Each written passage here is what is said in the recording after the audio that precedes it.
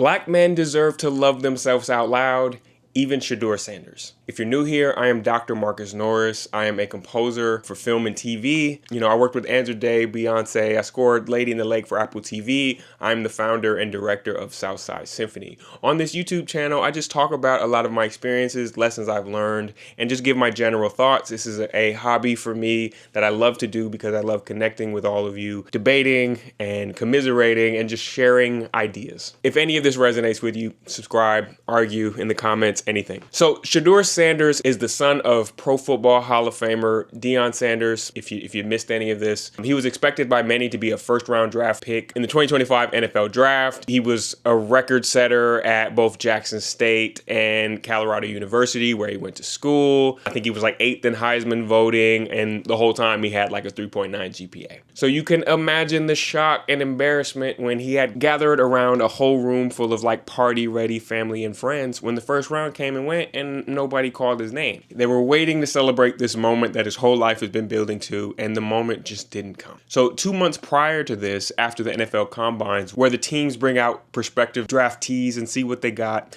there were anonymous tips leaked to the media that were calling Shedeur arrogant. And I want to get this right, what they said. I want exactly what they said, because I wrote it out in quotes. They said he was arrogant because he, quote, didn't care what they thought of him. Interesting choice of words. Now, of course, if these coaches do have concerns about how Shedeur might like mesh with their team dynamic or any of that, it is part of their job that they mention that to the other decision makers and stakeholders in the team and kind of raise that flag for him. But why do you think that instead of just doing that, they leaked anonymous statements to the media? What's the goal of that?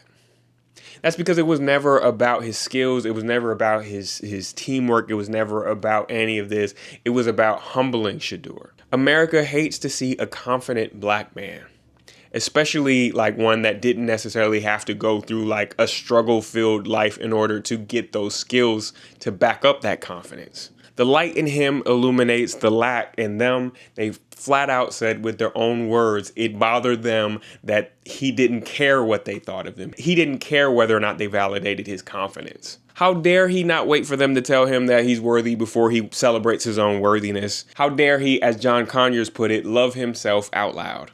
And it's not just the NFL.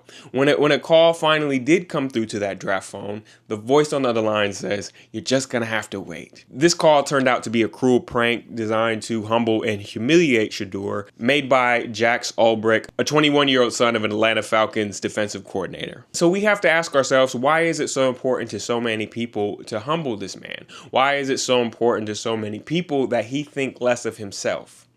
Am I supposed to believe that it would have been a net positive has his spirit been humbled by a more traumatic life? Are black men only permitted to celebrate themselves when it's tinged by shame or humility? Are we only permitted to celebrate ourselves when these American institutions give us the okay to? I think regardless of who you are, I think a takeaway from this is that like we need to stop waiting for these organizations to give us permission to celebrate ourselves before we do. I thought about this because like I won an award this month and I'm going to be throwing a party with all my friends. My therapist recommended that like, hey, yeah, no, this is a big deal. You need to celebrate yourself. You need to create space for others to celebrate you as well, for the people that care about you. And I was like, yeah, let's do it. I worked my way up. Let's do it. I had scored this TV project and it was an immense amount of work. And it was my first major TV show. But watching Shedeur go through all this while winning that award, it made me realize like the work and the care and the music that I wrote for this TV series is the same, regardless of whether or not this organization acknowledged that, right? Like them retroactively awarding me for this does not make that music any better. Or had they not awarded me, it doesn't make that music any worse, right? I feel the same about it. I put the same amount of work into it. I put the same amount of like blood, sweat, tears, love into this music. So that should be enough, you know?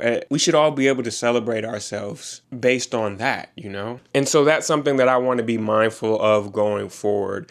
I also read stories about how Jimi Hendrix didn't even really like compliments. He felt that would like like distract you, right? Like if people have the power to build you up to here, they also have the power to tear you down. And that's what we were seeing attempted with this recent draft. Shedeur eventually did get drafted in the 5th round, and I hope that this just ends up being fuel to his fire. My prayer for the future is that may all our future children and children be as confident, as privileged, as arrogant, if that's what people want to call them.